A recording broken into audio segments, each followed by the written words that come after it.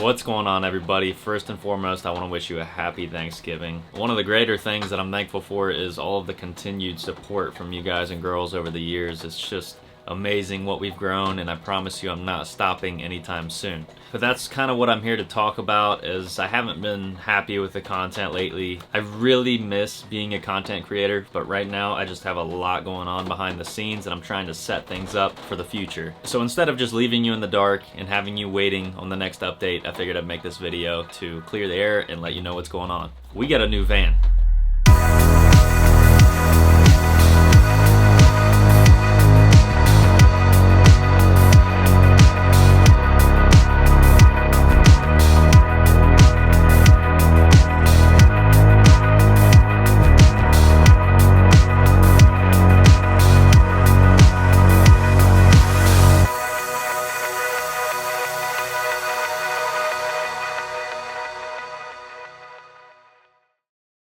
You guys have no idea how excited I am for that van. It just took me forever to find the right thing. I was never fully happy with the last Express van, just with the low top, the transmission that it had. It was the 1500 series. I just didn't want to build something that I wasn't fully happy with, because it's going to take a lot of money to do what I want to do. But I'm going to be making a full build series on it, and I'm actually partnering up with someone. This build is just going to be absolutely amazing, and I'm just really anxious to get things started.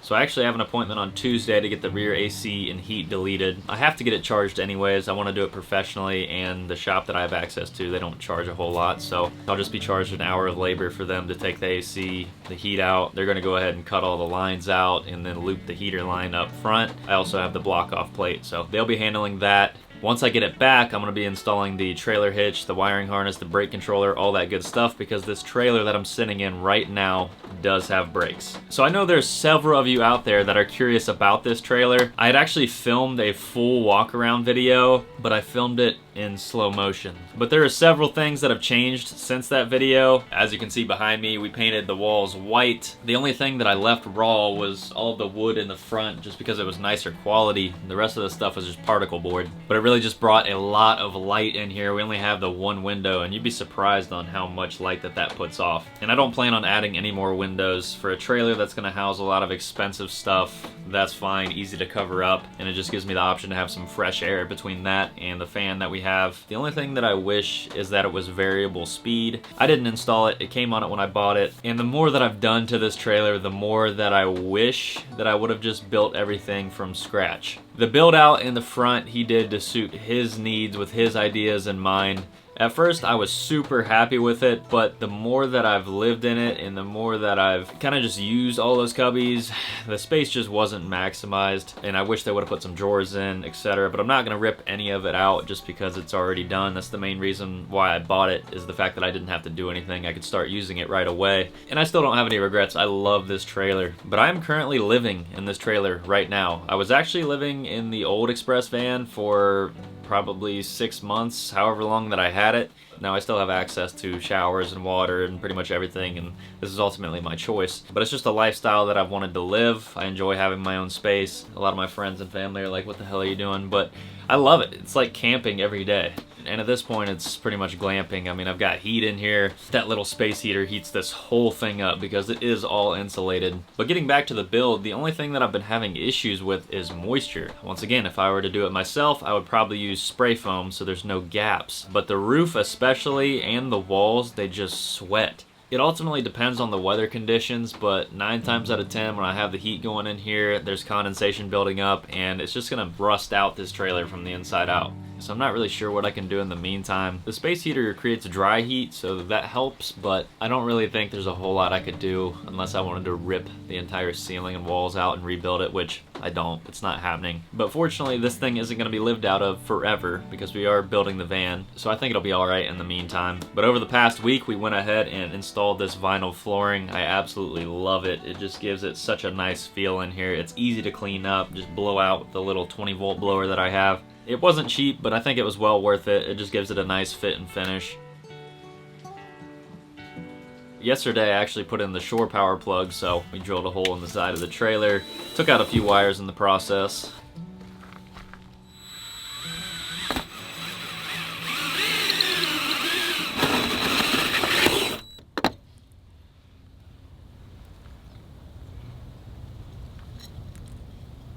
Uh-oh. Oh. You gotta be shitting me. Looks like I got some splicing to do. Good times.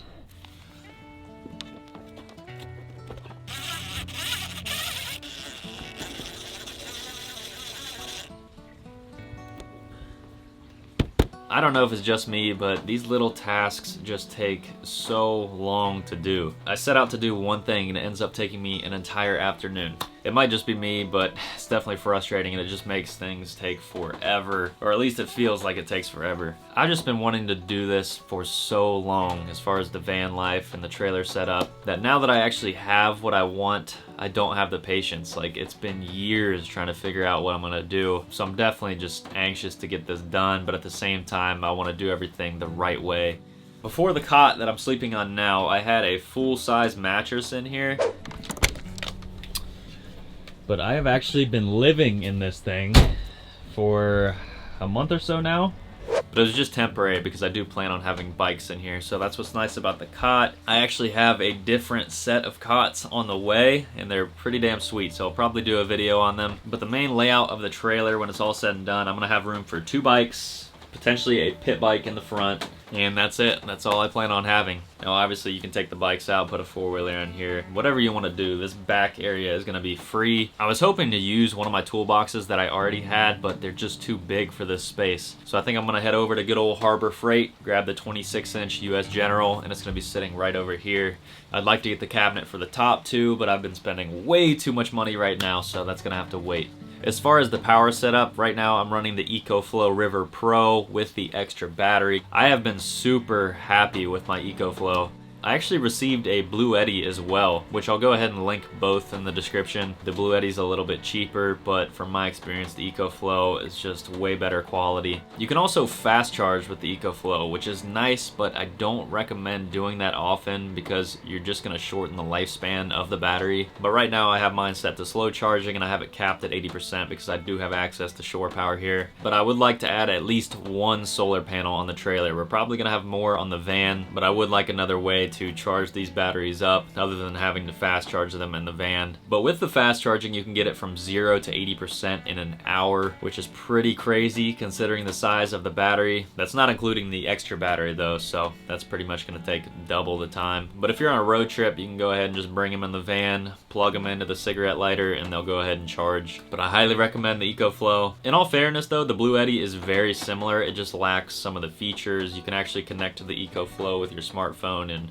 monitor all kinds of different things. So if you're more of a tech nerd, I kind of recommend the EcoFlow, but the Blue Eddy does the job just fine. So we have the big counter in the front, and that's just going to be my workstation. I'm going to do my cooking on there. I think I'm going to put a sink in there. So I'll probably get a little 12-volt water pump and put a sink in there, have some water tanks underneath. I thought about using a little Rubbermaid like we did back in the Boy Scouts, but it just takes too much time to set up. And if I'm gonna be actually living and working out of this thing, it's nice to have water on demand. So like I said, for heat, right now I'm using the electric space heater, but on the road, that's not happening. They suck way too much power, so I actually got a Chinese diesel heater that we're gonna be installing here shortly. I'm pretty hyped about it. I think it's gonna do the job. It is an 8K heater, so it's probably overkill for this space, but I went ahead and got the turret mount for it. So 4-inch hole saw, do the floor, route the exhaust, intake. It should be a fairly straightforward setup, so let me know if you want to see a video on that. But that's going to be my main off-the-grid heat source. I might go ahead and get a 12-volt heated blanket for backup just in case. You always want to have a backup option, especially when you're out in the middle of nowhere, which I plan to be shortly.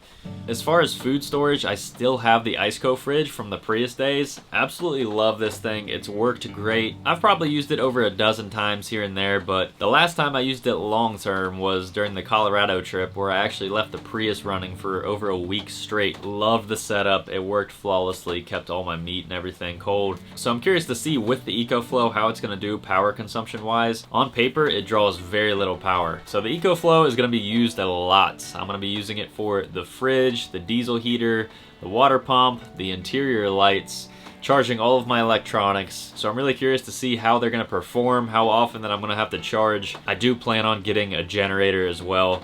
I'd like to get one of the smaller Honda units because Team Honda, but I just like the size, and I think with the 2200 watt that I'd be able to run a small window AC unit. It's either going to be that or the Predator 3500. That's just a little bit bigger than I wanted. But compared to a lot of van lifers, I'm going to have a lot of space because I always plan on having a trailer. I know there's a lot of moto guys out there that try to fit everything into their van, but I really do plan on doing this long term. I mean, we'll see what happens, but for me, I want to have my toys with me and I want to have enough space to live comfortably. That's the main reason why I got the 3500 Express van, is just because I don't want any issues towing through the mountains, and the Ford Transit vans, the Sprinter vans, they're just not meant to tow with. Can it be done? Yes, but as far as reliability, I'll probably be kicking myself for saying that later. That's why I went with Chevy. So I was going to upload a different video today, but I feel like this video was much needed. The channel's been kind of all over the place lately, and other than the live streams, I don't really get a chance to talk about what's going on. So if you are new, consider subscribing. Make sure you have the notifications on so you don't miss out, especially on the live streams. We live stream every Sunday at 7 p.m. Eastern Standard Time, sometimes a little bit earlier for door dashing.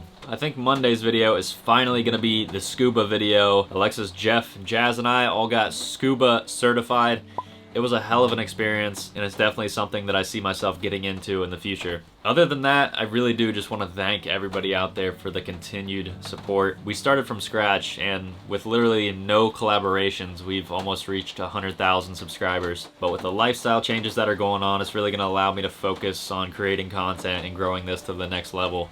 I know I'm beating a dead horse at this point, but yes, guys, we do have stuff in the works. I can't offer it just yet until we get some final details worked out, but it is coming, along with plenty of other stuff. So happy Thanksgiving from Adventure Daily to you. Drop it down in the comments, some things that you're thankful for. I'm going to go ahead and finish this video up, spend some time with family, and until the next one, we'll see you then.